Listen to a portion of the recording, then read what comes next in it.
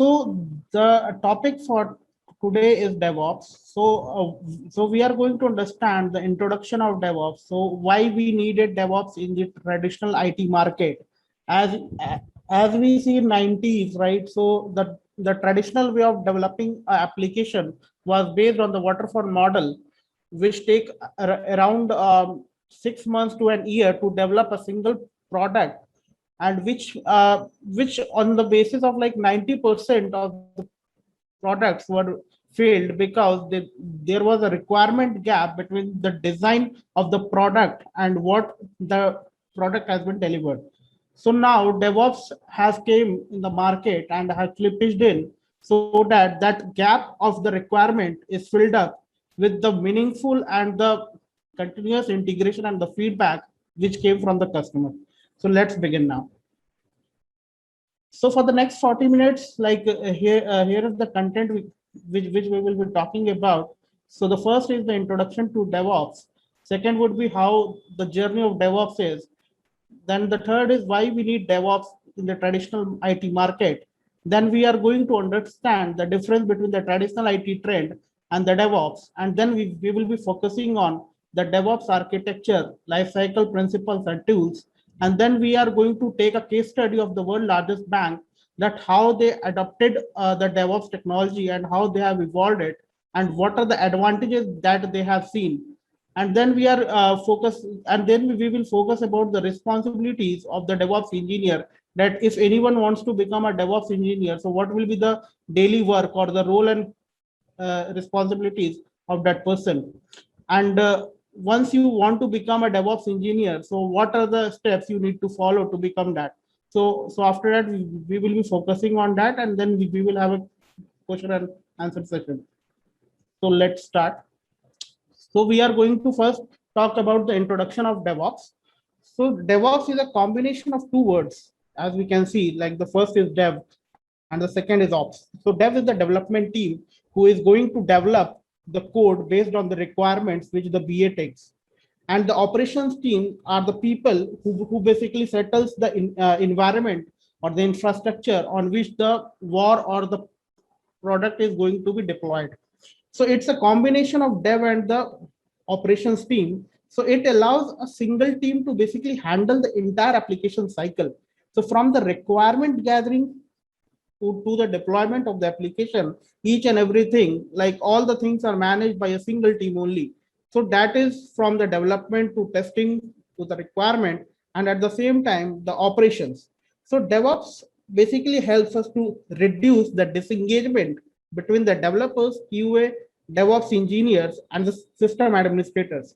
So all come in sync together and work as a single team so that they can accomplish the common goal. So it also promotes the collaboration between the dev and the operations team so that they can deploy the code in the production environment in a faster and an automated way, so that there should be a very less manual intervention, because due to the manual intervention, there can be a problem that some human error may occur, which can burst up the application in the production environment. So with the minimal manual usage, or with the minimal manual intervention, it helps or promotes that the application is well tested and it is ready to be deployed in the production environment. So it also increases the organizational speed to deliver the applications to the client or the product owner. And at the same time, it also helps the organizations to cater their customers with a better service and compete more strongly in the market. As we know, like that for the development or like the service based companies, there are lots of players in the market, so they also need to compete with each other, right? Because if, for example, if I have a application for which there is a bidding of 7 to 8 companies, so they need to focus that, okay, in how much time they can deliver the product. So what will be the quality of the product, what are all the factors on which the product development would be taken care of. So all those things are play a vital role or an important role while a project is being delivered. So the DevOps helps in all those factors. And apart from that, it's also become a valuable business discipline for the enterprise and organizations. So DevOps can also be defined as a sequence of development and IT operations with the better communication and collaboration. As we can see, like all the teams, like the development team, the QA team, the DevOps team, the system administration team, each and every team comes together and work as a single team. So there is a better communication and the collaboration, which makes the product and the quality of the product more efficient and more effective. And it also helps to, to get the better feedback and work on the quality enhancement of the product. So next is the journey of DevOps. So the journey of DevOps basically started in 1957 when the first computer programmer write code using the Fortran language. So the first time the Fortran language was used to write a computer program where the first developer job was being created. And then significantly in 1969, ARPANET launches the first network engineers jobs and network operation centers. And similarly, in 2003, the Ben was hired to lead a team of 7 software engineers to run a production environment at Google, creating the first set of site reliability engineers.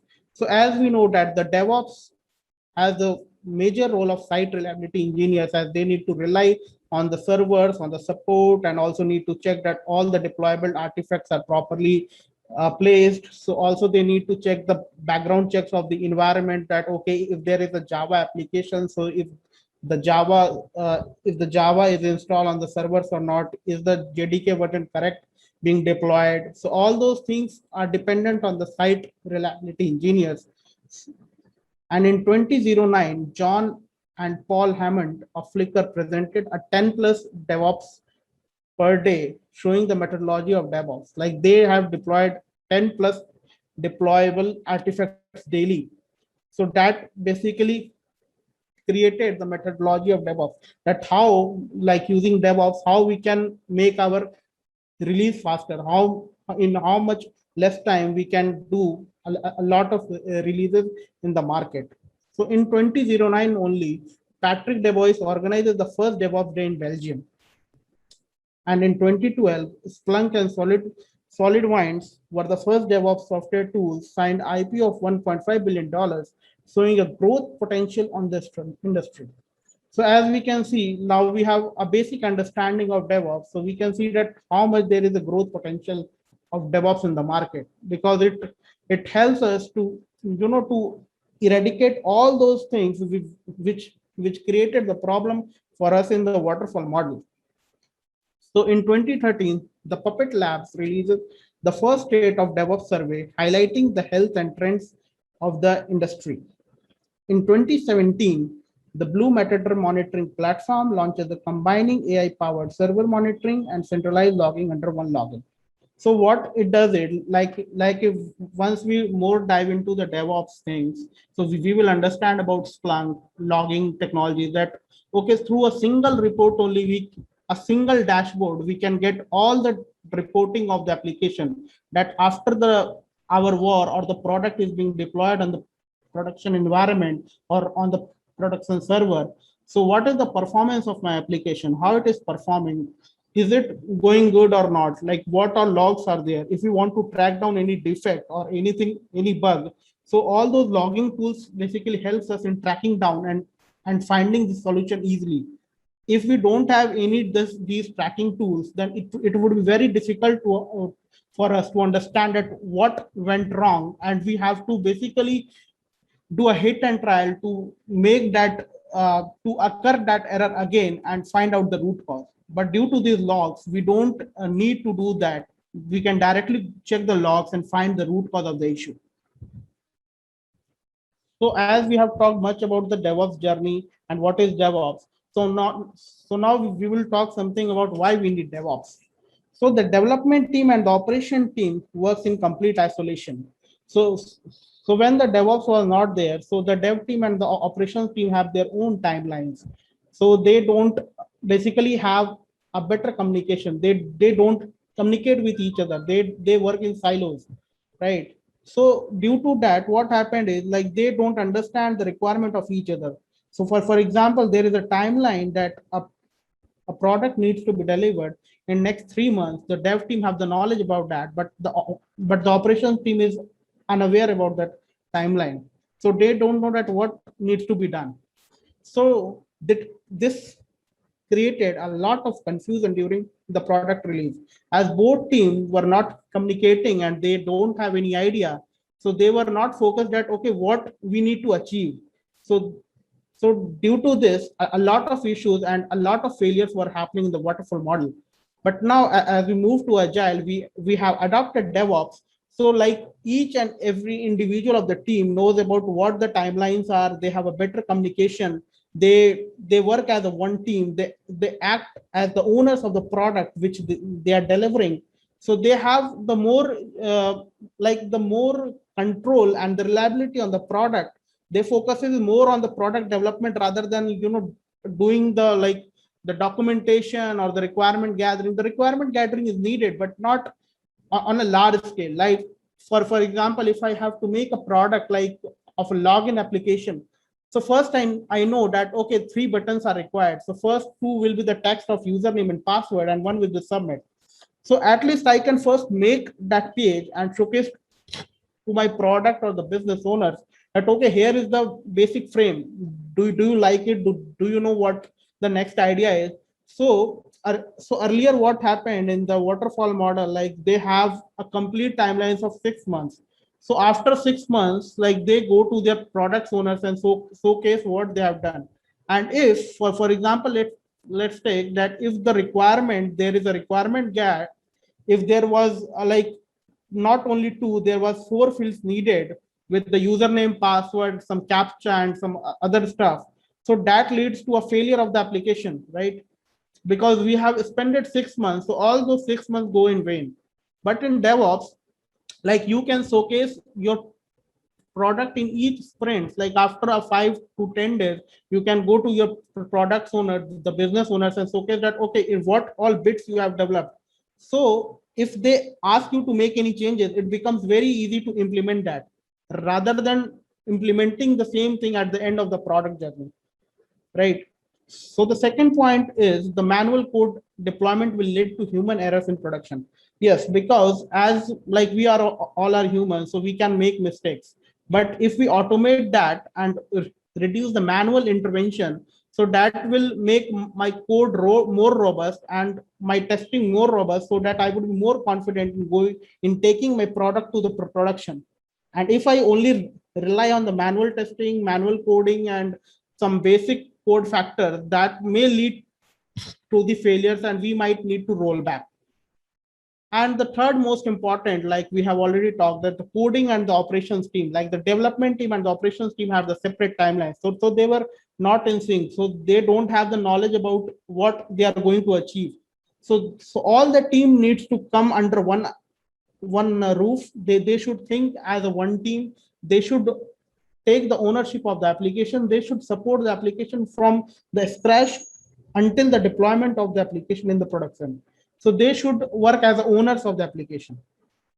So as we can see in the image, like we have the business benefits of DevOps, like we get a fast solution, we have an increased efficiency, we get a more improved customer experience as we showcase and take the feedback from the product owner. So what happens, it basically helps us to improve the customer experience.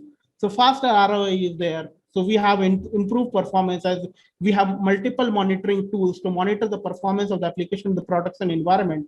So by using those tools, we can basically monitor the application and find that, okay, what is lagging and how we can improve. So continuous improvement is also a major factor in DevOps.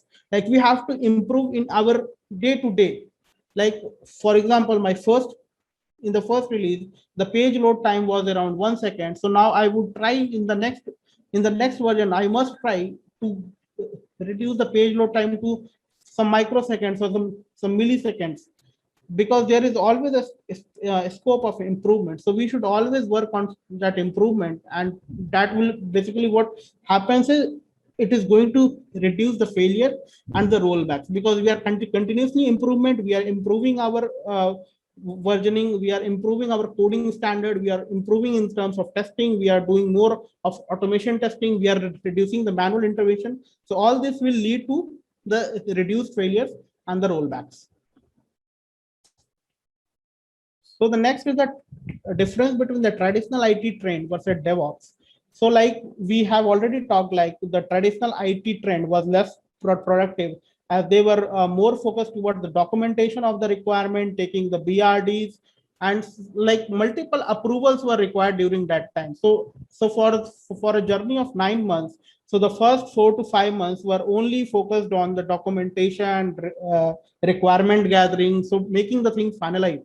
But what DevOps does is, so like if we have a piece of code, if we have a piece of requirement that needs to be coded, we first code that.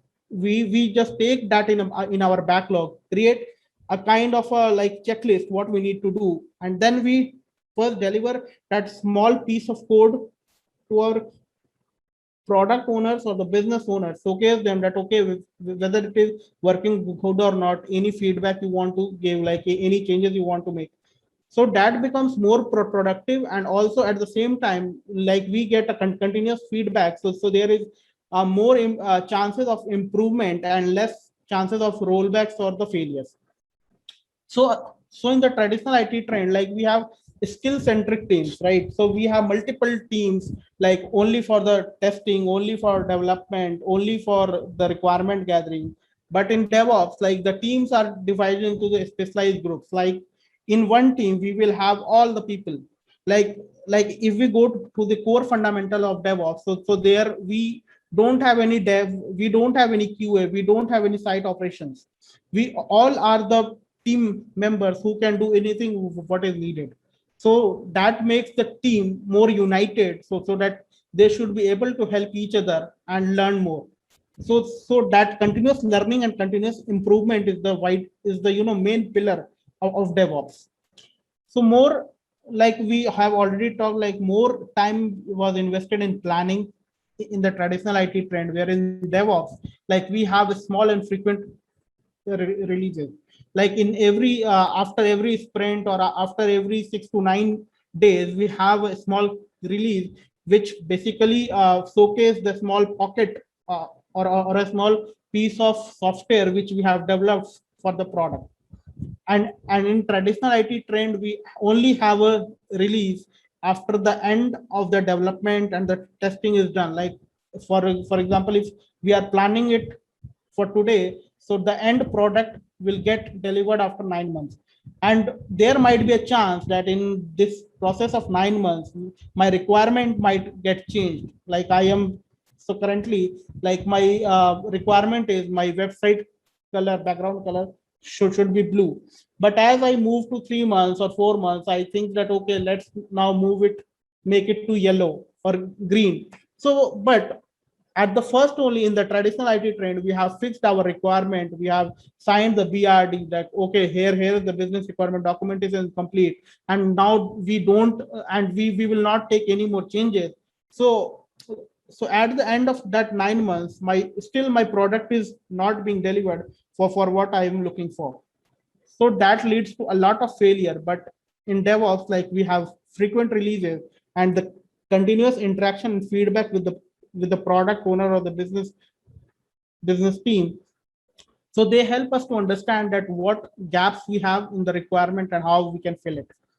So in the traditional IT trend, like all the teams works on silos, so it becomes very difficult to achieve the target and the goals, because because there was less communication, less interaction between the teams. They have their own timelines, so they don't have the complete or the big picture.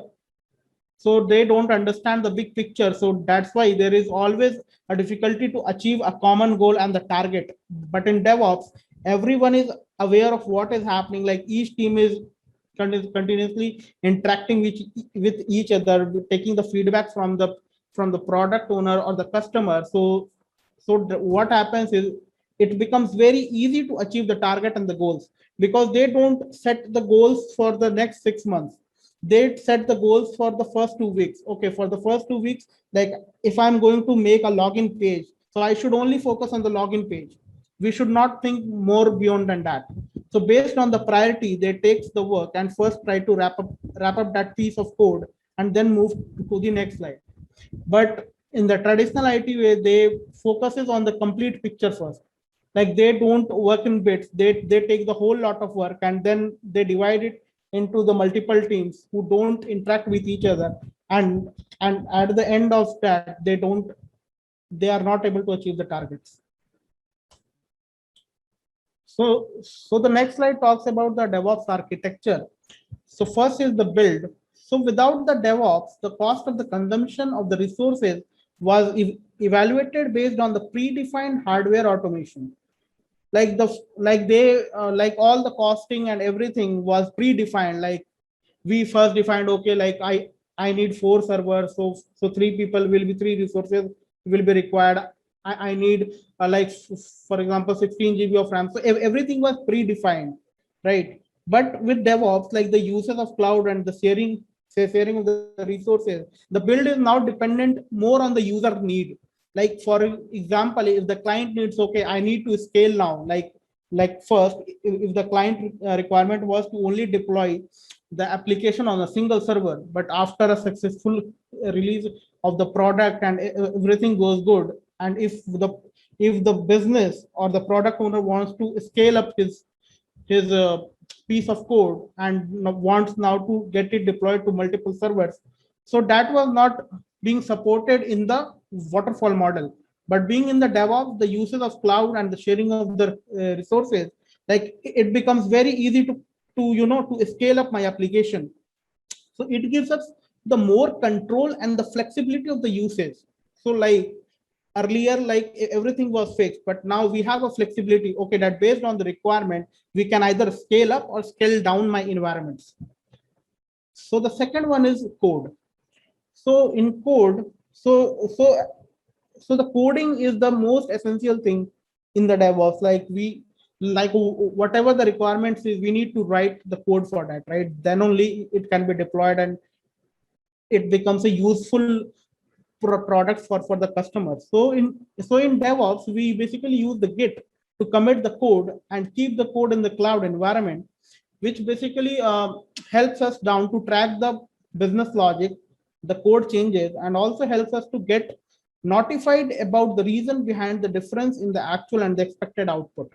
So we get a complete picture, okay, that what all code has been committed, who has committed the code. If anything goes wrong, then we can directly roll back or revert our code changes. So all those flexibilities are being given by the Git tool, which is like a major player in the DevOps engineering.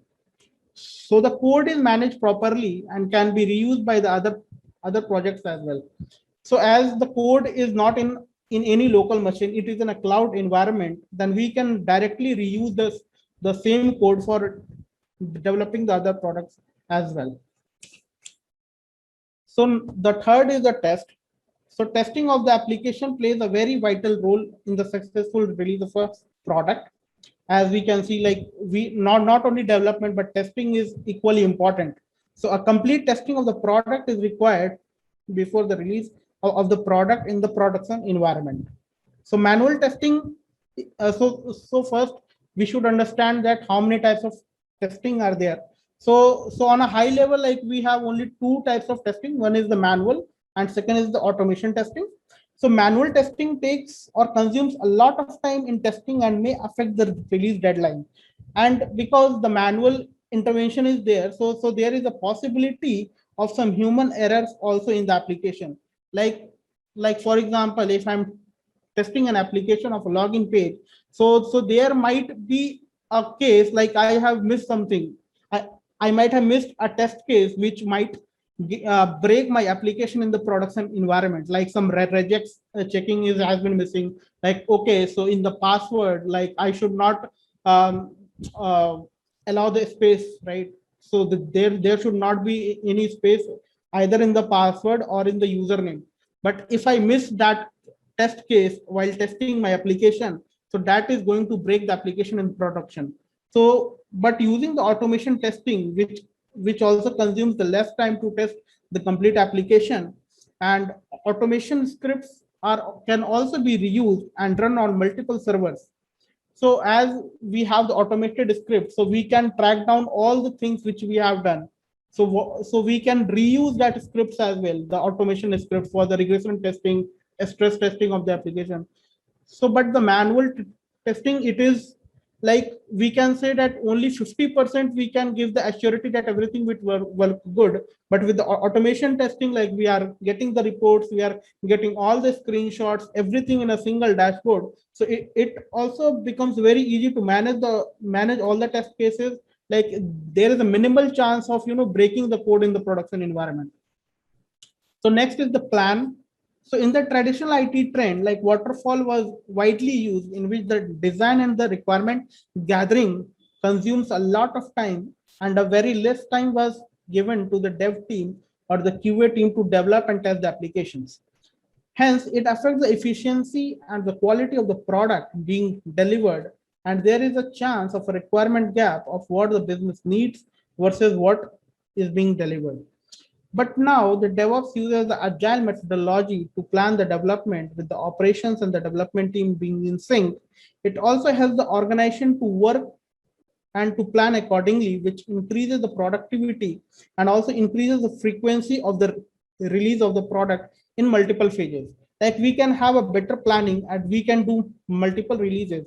Like if anything goes wrong, the rollback is also very easy to do, and we can easily fix my production issue. But in the waterfall model, if we follow that, then rollback was a very difficult task. It took around a day or more than a day to just roll back my application. But being in the DevOps, it is a matter of just a few clicks.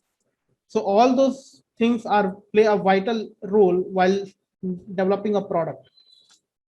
So fifth point is the monitor. So continuous monitoring is used to identify any risk of failures. Like once the code is being deployed in the production environment, we need to monitor each and every thing. Like we have the logs, we need to monitor that how the performance of the application is, how the health of the application is working. So we need to take care of all those things. We need to track down all those and work accordingly.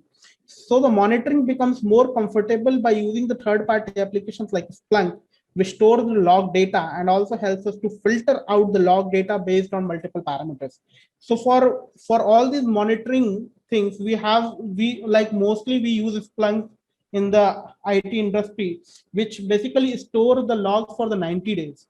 So you can filter out the logs based on your requirements. So for example, like I know my application got stuck yesterday or day before yesterday. So I can filter the log based on 24 hours, 48 hours, 7 days.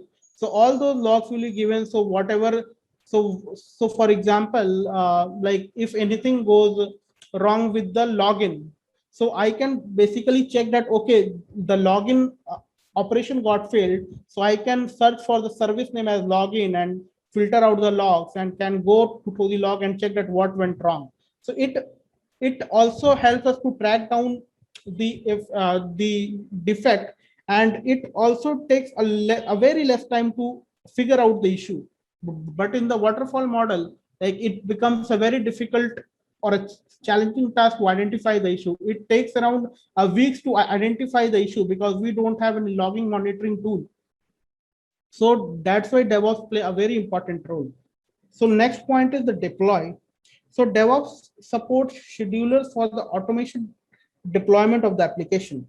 So like we have schedulers, like for example, if I want to deploy my application tomorrow morning, 9 a.m., so I can schedule my deployment in my electric flow pipeline that, okay, by tomorrow 9 a.m., my war or the packaging jar should be staged from the testing environment to the product to the production environment. So all those staging and everything is being done without any manual intervention. So everything is being automated.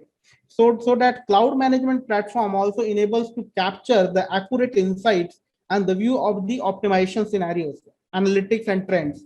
So once we deploy it, so everything is going good or not, we can also check with the monitoring tool which is there in the electric flow pipeline.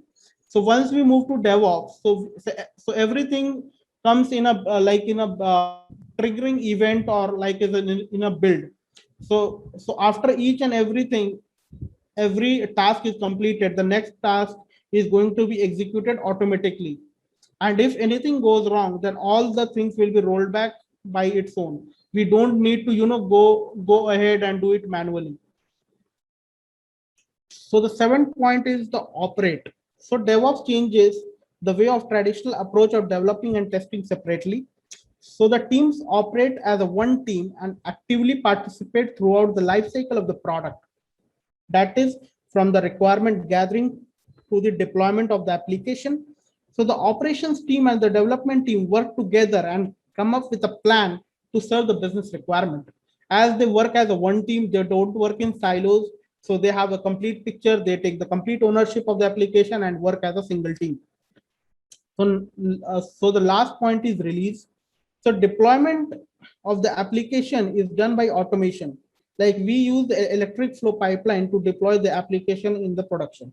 So we don't have any manual intervention while deploying our app. We use just electric flow pipeline, or sometimes we like that depends on multiple servers. Like if we have electric flow, we are using Docker, or we are using Kubernetes, then we can like all those tools or all those containerization environments have their schedulers, which basically helps us in deployment in a automated way. We don't need any manual intervention.